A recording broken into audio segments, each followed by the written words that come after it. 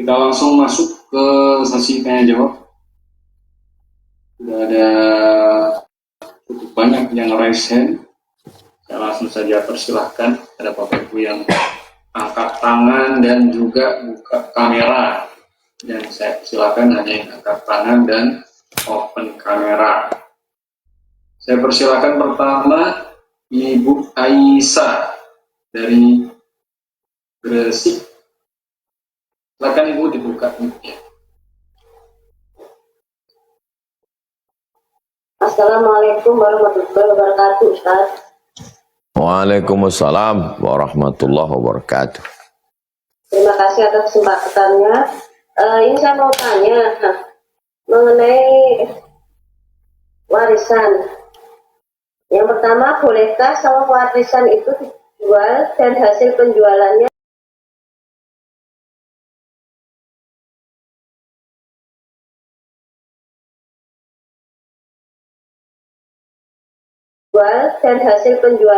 digunakan untuk ibadah umroh dan mengumrohkan kedua orang tua yang sudah meninggal. Yang kedua, apakah boleh hasil penjualannya itu juga untuk usaha? Itu aja, Ustaz. Terima kasih.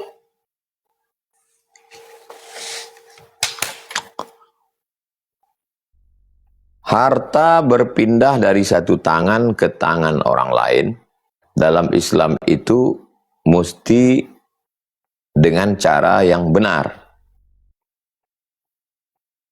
Ini harta Bang Alvin, milik Bang Alvin, berpindah ke tangan saya.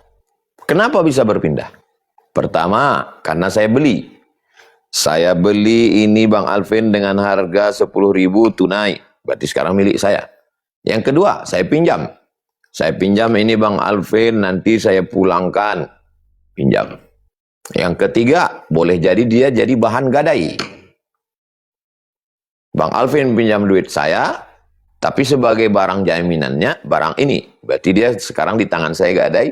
Nanti kalau dibayar, balik. Kalau nggak bayar, ini jadi milik saya.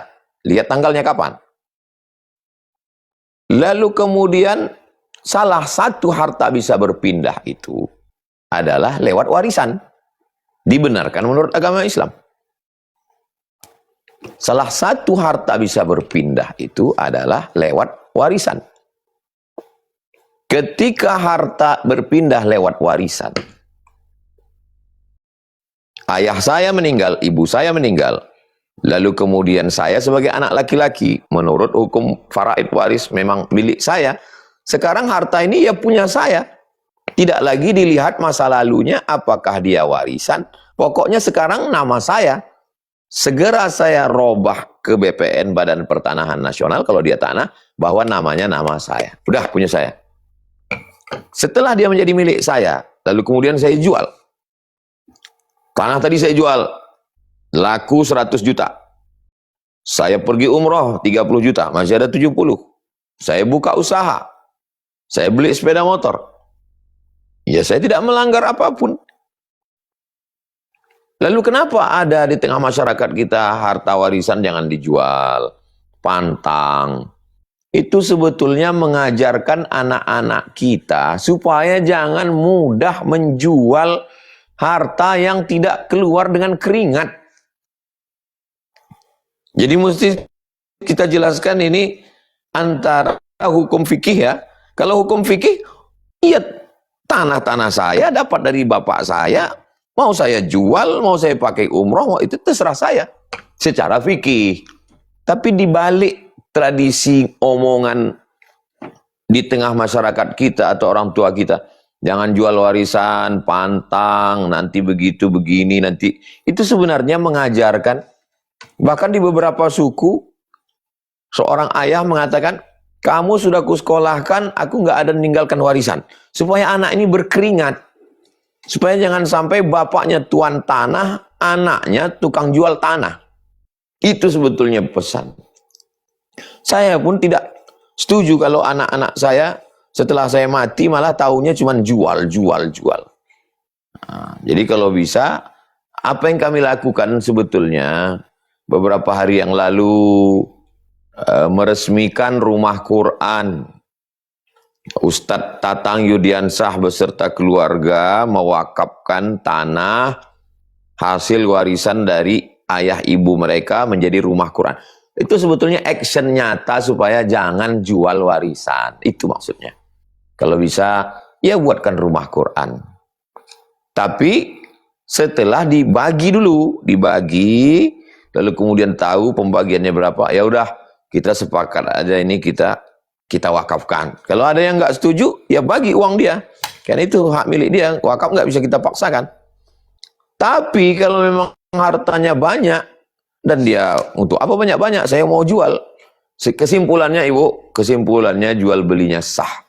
Dan uangnya boleh untuk umroh, boleh untuk usaha, boleh untuk beli mobil, boleh untuk beli rumah, dan seterusnya. Demikian, wallahu a'lam bishawab. Ya, terima kasih Ustaz. Baik, saya persilakan berikutnya Bapak E.F. Sarifudin.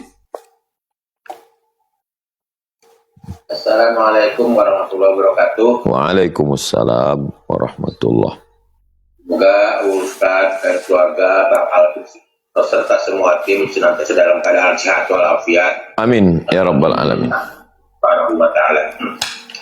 Dan saya mau tanya,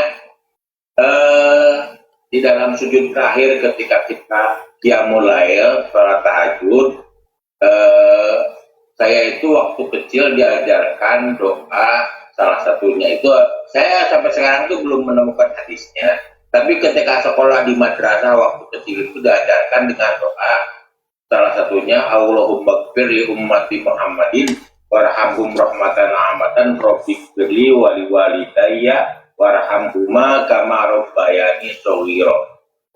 Apakah doa itu diperbolehkan Ustaz di dalam sujud terakhir kita, kan itu mendoakan seluruh umat Rasulullah dan orang tua kita. Yang kedua, di dalam sujud terakhir itu kan Rasulullah pernah sujudnya itu hampir lama sama dengan lamanya berdiri.